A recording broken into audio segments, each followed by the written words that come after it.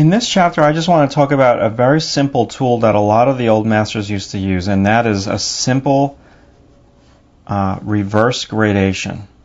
Now, basically, a reverse gradation is this. If this is the shadow side of our statue, we're going from dark to light in that direction. Okay? Now, we want to do the opposite.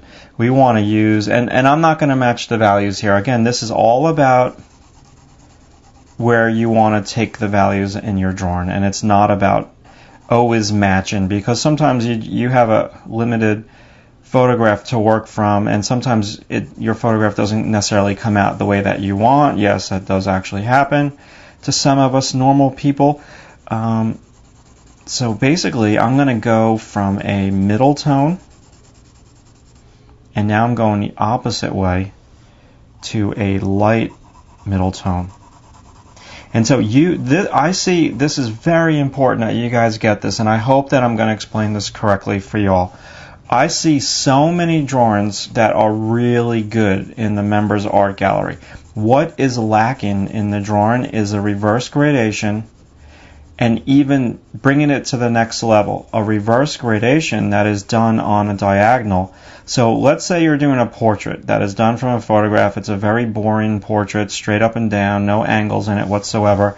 You can, not only make that, and this is important too, if the photograph was taken with a flash on the camera, which is something that a lot of people do drawings of, people with, that type of photography. If you throw in the reverse gradation, and then better yet, you do it on an angle or some kind of like gesture, that would be such a great addition for you to add to your drawings, and it would just give it a whole lot more power and a whole lot more boldness. Now, this is where I would ignore the cast shadow over here, and I think that would be really cool. So this would be a study. I don't know if I'm going to do the final cast drawing this way. This is kind of cool.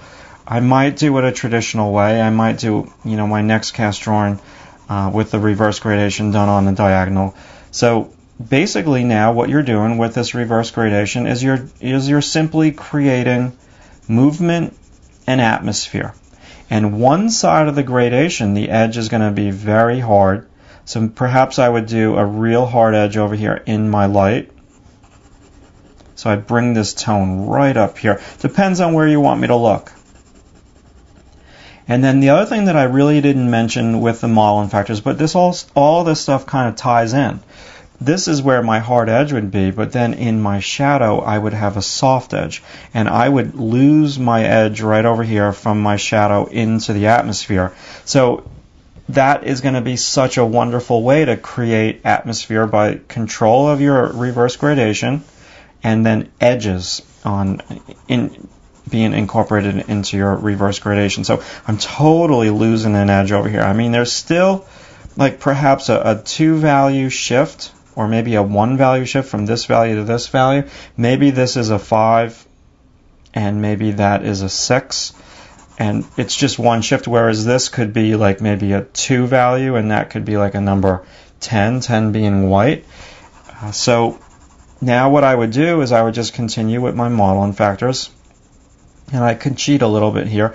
I can just make where the line that separates light from the dark a little bit more. I can go over it multiple times like this. And that's going to be like my dark halftone. So I'm kind of manipulating a little bit. Again, these are all real subtleties that you want to think about incorporating into your drawing. So now, let's say I was going to just give myself like a live area. Make sure I get this on the video screen. Let's say that was like my live area. I could bring this right up to the top, and now I can just kind of gradate to white, or gradate to a light tone. Gradations are going to be absolutely huge in your drawings because they just create dimension. No gradation, flatness. Gradation, total dimension. Now this, I could just bring it to white if I wanted to. Depends. I really could have like a wide gradation, or I can have a skinny one the way that I had. So if I wanted to go with more of a wide gradation, I can blend in the underplane here of that arm. Again, I'm not matching the values of the photo. I'm just showing you the options that you have. So you don't always have to do exactly what you see. Like, you're not going to be a copier. You're going to be a creator. Again, I think I'm going to copy. But then again, I'm not going to be working from the photos. You might want to try both. You might want to try a drawing where you manipulate the values, like what I'm doing here, and you do the reverse gradation. And then maybe you want to try drawing from a photograph where you totally match the values all the way around. I think both, it's a win-win because you're learning so much. So basically now, let me just push this. You have a real dimensional feel to the drawing. You're creating an atmosphere. You're controlling your edges. I'm giving you a lot in this chapter. This is all like crucial stuff, and I used it on almost every single illustration that I've ever done. In terms of like little micro sections. So let's say if I had like 3 people in a painting, I would think about this gradation on all of those individual people. You can do it on the whole as well, but so let me just kind of finish this.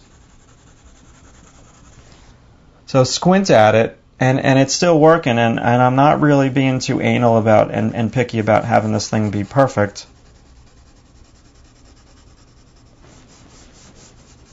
But this is the way to render, and this goes across all disciplines. Digital, traditional, fine art, illustration. You can do the model and factors thing really brought up like to the next level, to the 9s. If you're doing like a comic book character, you can have this side of the shadow be like purple, this could be orange light, and you can pull out. See, this starts to destroy the form. I just want to show you this. If I pop my reflected light too much, now I destroy the form. And this is another problem a lot of people encounter when they're first starting to draw, is they'll see a little light over here in the shadow, and then immediately what they'll do is they'll make it ultra bright, and then that reflected light is just has too much importance. So you don't want to do that. You're going to destroy your overall form. Again, it's up to you and how you want to draw, and that could be like a stylized thing that you want to do. But for this particular drawing, I'm trying to show you traditional methods, and it's cool to learn the traditional stuff so then eventually you can break the rules and manipulate. Now, I'm not doing all the underplanes in the light. I'm just doing the left to the right, the light and the shadow. We'll get into the underplanes and all that jazz in the next chapter. So that's my reverse gradation, and you want to think of this almost like a rhythm thing. That since this is going straight up and down, it's so completely boring. You put your tone on a diagonal, and then you're kicking some serious butt. It's something I teach a lot in my life drawing class because everyone gets benefits. They're doing like a quick little 20-minute study. They just throw in like a quick reverse gradation, and it looks awesome.